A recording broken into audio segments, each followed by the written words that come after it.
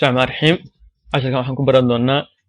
sida loo xaqiijiyo triga identitieska waa qaybtii labaad casharkii hore la socdaa waa tusaalahan koowaad su'aasha inoo qoran hadaa u fiirsato cotangent waa ku badan sida marka habka ugu fudud waxay tahay inaan tangentiga iyadana cotangent u bedelno tangent waxay la mid tahay 1 over cot okay theta waxaan marka iyadii waxaan u bedelnay marka 1 over cotangent tanna sideedii waan u soo qaadnay jajabka waxa sameynaysaa cotangent sideeda u soo qaad waxa ku dhufataa kadib inta hoose oo rogan cotangent waan soo qaadnay waxaan ku dhufanay qaybtii ku dhufasho loo bedelay 1 over cot na waa rognay waxa noqotay cotangent theta over 1 marka cotangent iyo cotangent isku dhufo waxay noqonaysaa cotangent square theta labada dhinac way isla leeyihiin tusaalaha labaad inta bracketka ku jirta ayaa 1 minus cosine square x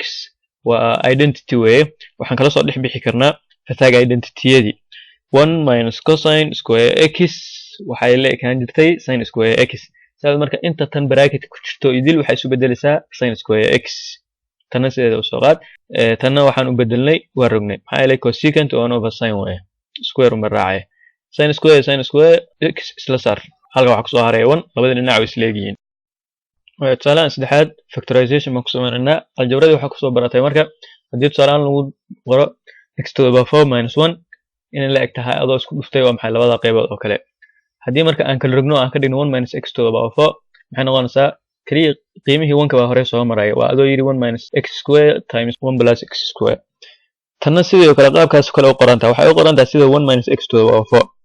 meesha x tun baa waxay tahay sin sida marka tan u furfurnay oo kale baan iyadana u furfuri doonaa 1 minus x square halkan dhihi lahayn 1 minus sin square x baan dhahaynaa marka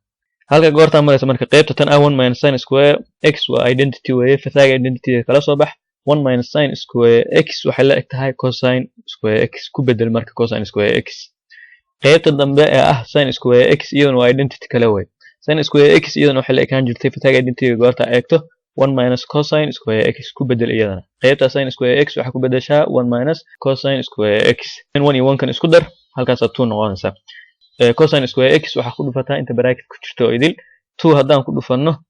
cosine square x waxa noqonaysaa 2 cosine square x cosine square x iyo cosine square x hadaa isku dhufatana waa maxay waa cosine to the power 4 x bay noqonaysaa labada dhinac marka hadeer way isla leeyihiin oo waxaan raadinaynaa tusaalaha afraad uu fudud yahay inta bracketka ku jirta 1 minus sin square x waa identity way waxay la ekaan jirtay fataaga identity goorta eegto cosine square x ku bedel marka inta bracket ku jirta cosine square x u bedel tangent waa maxay waa furfureena tangent waxaan naqaanaa waa sin over cosine square un raaci tangent square x waxaan u bedelnay sin square x iyo cosine square x oo soo qaybsan tanna waa maxay waa identity way cosine square x bay noqotay labadan cosine square x waa maxay isla saar waxa halka ku soo haraya marka sin square x labada dhinac way isla leeyihiin waanu xaqiijinaa tusaalahan shanaad qaybtan hoose ah 1 plus cot square x identity way waa cosecant square x bay la egtaa ku bedel marka cosecant square x halka goorta maraysa marka cotangent square x iyo cosecant square x reciprocal functions way sida marka tusaale ahaan kan hore oo kale cotangent square x waa cos over sin waa tangent oo la rogay way cosecant square x no maxay sin oo la rogay way square uma raacinayna halka goorta maraysa jajabka marka qaybta hore sida u soo qaad oo cosine square x divide by sin square x ah waxa ku dhufataa marka intan hoose oo rogan inta hore sideedii aan soo qaadnay 1 over sin waa maxay rog waxa noqonaysaa sin square x over 1 waxa isla baxaya sin square x iyo sin square x waxa halka ku soo hari doona marka cosine square x hadii hal loo qeybiyo waxaan bedelay marka cosine square x inoo soo qaad cosine square x iyada lafteedu waa identity way cosine square x waxay la eg tahay oo la ekaan jirto waa maxay fataaga identity kala soo bax 1 minus sin square x labada dhinac way isla leeyihiin waa xaqiijina tusaalahan lixaad laba qaab baan uga shaqeyn doonaa macnaheedu waxa identity-yada goorta siiyo habab badan baa uga shaqeyn kartaa hadda kan oo kale marka hore conjugate baan uga shaqeynaa conjugate muxuu ahaa maadaama hooseeyaha uu 1 plus sin x yahay kori hoos waxaan ku dhufan doonaa taa oo calaamadeeda la bedelay 1 minus sin x baan kori hoos kaga dhufanayna isku dhufa marka ugu dambeyn waxa ku soo bixi doona 1 minus sin square x qaybta hoose sarana waa maxay waa isku dhufanay laakiin distribution kuma samayn qaybtan hoose 1 minus sin square x waa identity way 1 minus sin square x waxay la ekaan jirtay cosine square x ku bedel cosine iyo cosine square x baa isla baxay goorta isla baxan cosine ta sare way baabi'i doontaa qaybta hoosena hal xaba ku soo hari doonta oo cosine x ah inoo soo qaad tangent bedel tangent waxaan u celinaynaa asalkeedii oo ah sin x divided by cosine x labada hoose ayaa isku mid ah mid soo qaado labada sarena waa maxay isku dar waxaan aragnaa sin x waa positive halkan sin x na waa maxay waa negative weeye isla baxayaan marka halka waxa kusoo hari doona 1 over cosine x oo la eg secant x waa xaqiijinay qaab kale goorta uga shaqeynana waxa la rabaa sidoo kale iyadana inay tabtaas kala soo baxdo wasla tusaalihii lixaad weeye hab kale uga shaqeynana oo ah common denominator ama hooseyaal isku mid ah inaan raadino laba jajab weeye qaybta bidix goorta eegto tangentiga waa hooseyaheedu waa 1 weeye sida marka si hooseyaasha loo mideeyo waa inaan 1 plus sin x hooseyaasha ka wada dhignaa si looga wada dhigo marka tangentiga waxa ku dhufataa kor iyo hoosba 1 plus sin x hadaan ku dhufana maxay noqonaysaa marka tangent qayb sare ku dhufo oo waa foiling kumayna samayn hooseyaheedu wuxuu noqday 1 plus sin x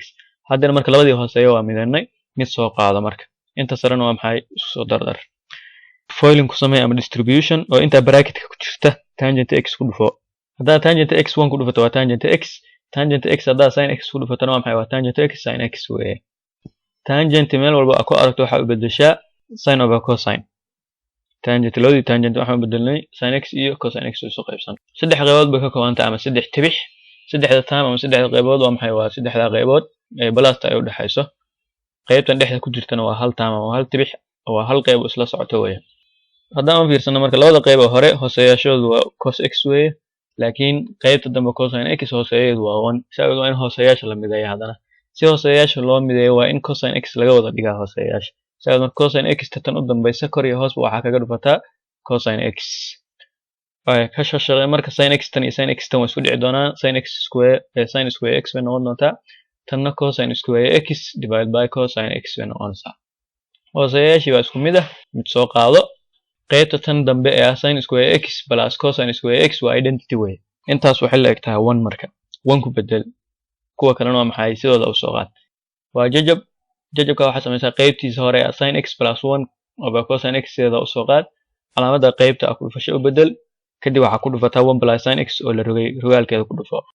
sin x plus 1 iyo 1 plus sin x isla baxayaan halka waxa ku soo hari doona marka 1 over cosine x oo la eg secant x waa xaqiijinay marka tusaale u dambeeya toddobaad